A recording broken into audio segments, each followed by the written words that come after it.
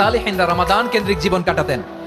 ওনারা রমজান আসার 6 মাস আগে আল্লাহর কাছে দোয়া করতেন, আল্লাহ রমজান পর্যন্ত পৌঁছে দাও। রমজান চলে যাওয়ার পরে বাকি 6 মাস আল্লাহর কাছে দোয়া করতেন, আল্লাহ এই রমাদানে যে ইবাদত করেছি এই ইবাদতগুলো তুমি কবুল করে নাও। সুবহানাল্লাহ। তাহলে পুরো বছর রমাদান কেন্দ্রিক জীবন। রমজান আসার আগে 6 মাস দোয়া করতো, আল্লাহ আমরা যেন রমজান পাই।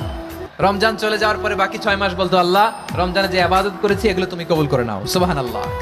আবার এই শাবান মাসে আল্লাহর হাবিব সাল্লাল্লাহু আলাইহি ওয়াসাল্লাম সবচেয়ে বেশি রোজা রাখতেন। এই শাবান শেষে আমাদের মধ্যে আগমন করবে রমাদান, এবং এই রমাদানুল মুবারক আল্লাহ তাআলা আমাদের জন্য সিয়াম ফরজ করেছেন। কি ফরজ করেছেন? তিনি সূরাতুল বাকারার 183 নম্বর আয়াতে ইরশাদ করছেন, রাব্বুল আলামিন বলেন, ইয়া আইয়ুহাল্লাযীনা আমানু কুতিবা আলাইকুমুস সিয়ামু কামা কুতিবা আলাল্লাযীনা মিন ক্বাবলিকুম লাআল্লাকুম তাত্তাকুন।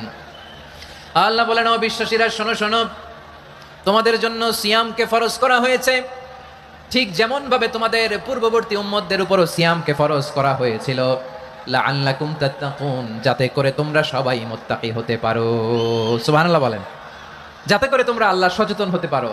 তাহলে সিয়ামকে, এই সামনে যে রমাদান আসতেছে আমার প্রিয় ভাইয়েরা, এই পুরো রমাদান ব্যাপী সিয়াম সাধন করা, সিয়াম পালন করাকে আমাদের জন্য ফরজ করে দিয়েছে কে? এটা শুধু আমাদের উপরই ফরজ না, আমাদের আগে যত জাতিগোষ্ঠী পৃথিবীতে এসছে সবার উপরে সিয়াম পালনকে ফরজ করেছে কে? তবে ধরনটা ভিন্ন ছিল, এক এক জাতিগোষ্ঠীর জন্য এক এক ধরনের ছিল।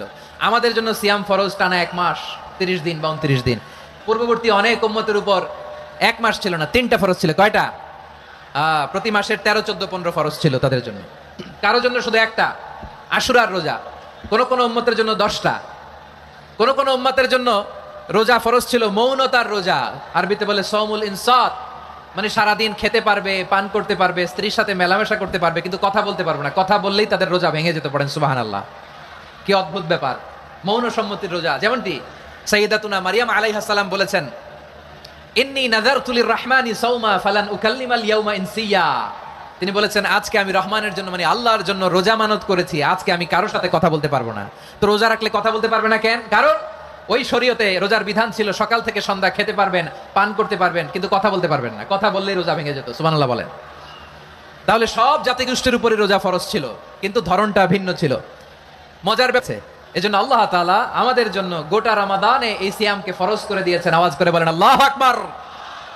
রাব্বুল আলামিন বলেন, ইয়া আইয়ুহাল্লাযীনা আমানু কুতিবা আলাইকুমুস সিয়াম, সিয়ামকে তোমাদের উপরে ফরজ করা হয়েছে কামা কুতিবা আলাল্লাযীনা মিন ক্বাবলিকুম, যেমনি তোমাদের পূর্ববর্তীদের উপর রোজা ফরজ করা হয়েছিল, লাআল্লাকুম তাত্তাকুন, যাতে করে তোমরা আল্লাহ সচেতন হতে পারো, যাতে করে তোমরা মুত্তাকি হতে পারো। লাআল্লাকুম তাত্তাকুন, যাতে করে আমরা আল্লাহ সচেতন হতে পারি।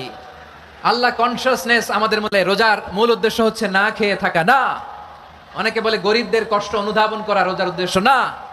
রোজার উদ্দেশ্য কি? সিয়াম পালনের উদ্দেশ্য কি? এটা আল্লাহ তাআলা স্পষ্ট এই আয়াতের পেছনে বলেছেন যে লাআল্লাকুম তাত্তাকুন, যাতে করে তোমরা আল্লাহ সচেতন হতে পারো, আল্লাহ ভীতি তোমাদের মধ্যে গ্রো করে, গড কনসিয়াসনেস, আল্লাহ কনসিয়াসনেস, আল্লাহ সচেতনতা যেন বাড়ে, দ্য সেন্স অফ অ্যাকাউন্টেবিলিটি।